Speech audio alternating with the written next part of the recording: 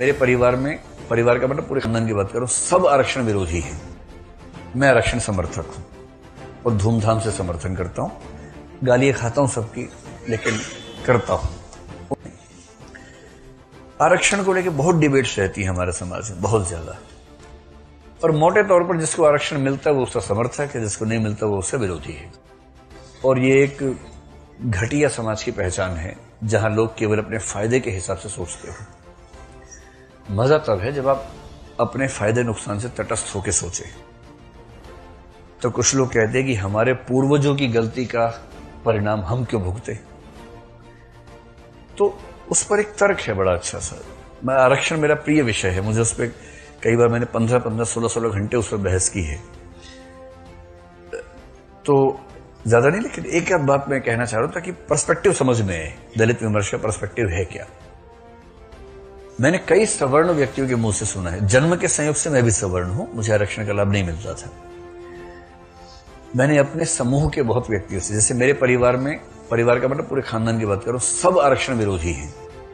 मैं आरक्षण समर्थक हूं और धूमधाम से समर्थन करता हूं। गालियां खाता हूं सबकी, लेकिन करता हूं। उनको समझा नहीं सकता। उनमें से कुछ लोग समझने की अवस्था पार कर चुके हैं, कुछ उम्र की वजह से, कुछ दिमाग की वजह से नहीं समझ सकते। तो मैं भी ज्यादा प्रयास भी नहीं करता, लेकिन हाँ कोई भिड़ जाए तो फिर भिड़ जाता हूं, साथ में क्या करें। लेकिन आप लोग अभी उस अवस्था में नहीं कि समझने के इससे पार हो गए हैं। आप तो समझ ही सकते हैं। आप तो अपने चिंतनशीलता के एकदम चरम स्तर पर इस उम्र में है। यही उम्र सबसे अच्छी होती है समझने के लिए। तो एक तर्क सवर्ण समाज की ओर से अक्सर आता है, 70 साल से आरक्षण दे रहे हो यार, कब तक दोगे। कितना आरक्षण? 50%। कितने लोगों को? तो इसका मोटा मोटा उत्तर यह है कि भारत में SC, ST, OBC, महिला, विकलांग, इन सबको मिला ले तो जनसंख्या बनती है 90%। 90% आबादी को 49.5% आरक्षण 70 साल से हम दे रहे हैं। और इस बात से बहुत लोगों के पेट में खलबली मची हुई है। ठीक है, मत सकते, कोई खास बात नहीं है। दूसरी तरफ का तर्क, दलित विमर्श का तर्क यह है कि भाई ये बताओ, 3000 साल तक पढ़ाई लिखाई पर केवल ब्राह्मणों का हक था, 100% आरक्षण था। 3000 साल तक 100% आरक्षण, सारी पढ़ाई लिखाई। ब्राह्मणों की संख्या कितनी? 10%।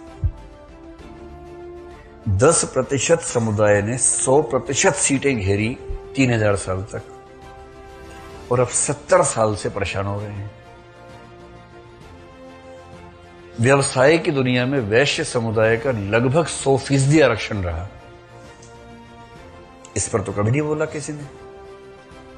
और 3000 साल के जबरन किए गए आरक्षण के विरुद्ध समतलीकरण के लिए, इक्वलाइजेशन के लिए, लेवलिंग के लिए एक जरा सा प्रयास वंचित वर्ग के पक्ष में क्या हुआ कि पेट में ज्वालामुखी फटने लगे। इतनी क्या बेचैनी है भाई। तर्क भी तो हो, खाली हवा में थोड़ा ना होगा कुछ।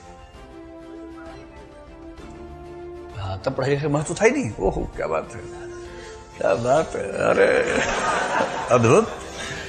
अगर पढ़ाई लिखाई का महत्व नहीं था तो वर्ण व्यवस्था में सबसे ऊपर ब्राह्मण क्यों माने गए, तो सबसे नीचे क्यों नहीं माने गए? सोचना जरा। ठीक है, अभी हम बहस शुरू नहीं करना चाह रहे।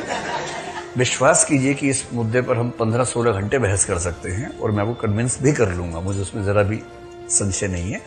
अभी तो मेरा पर्पस सिर्फ इतना है कि दलित विमर्श का एंगल समझें।